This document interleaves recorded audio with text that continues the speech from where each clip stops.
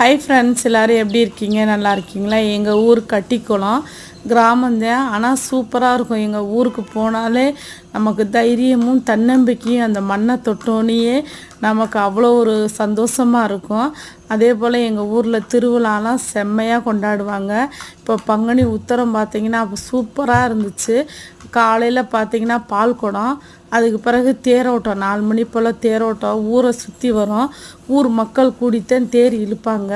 அதே போல் எங்கெங்கே இருக்காங்களா, சென்னையிலேருந்து எந்த ஊரில் இருந்தாலும் சரி, உடனே நாள் நைட்டே வந்துடுவாங்க. வந்து பால் குடம் தேரோட்டம் எல்லாம் பார்த்துட்டு நைட்டு பூ பல்லாக்கு அதையும் பார்த்துட்டு விடிய விடிய நாடகம், வள்ளி திருமண நாடகம் சூப்பராக இருக்கும். ஆனால் ஊர் பார்த்திங்கன்னா மற்ற டயத்தில் ஊர் காலியாக இருக்கும்.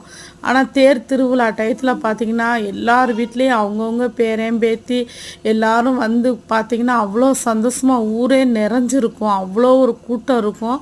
அவ்வளோ ஒரு சந்தோஷமாக மக்கள் வந்து எல்லாமே தேர் திருவிழாவை கொண்டாடுவாங்க. ஓகே ஃப்ரெண்ட்ஸ், நீங்களும் எத்தனை பேர் இந்த மாதிரி தன்னோட கிராமத்துக்கு போய் இந்த மாதிரிலாம் செலிப்ரேஷன் பண்ணுறீங்கன்னு எங்களுக்கும் சொல்லுங்கள். ஓகே ஃப்ரெண்ட்ஸ், எங்கள் சேனல் பிடிச்சிருந்தா சப்ஸ்கிரைப் பண்ணுங்கள், லைக் பண்ணுங்கள், பெல் ஐக்கானை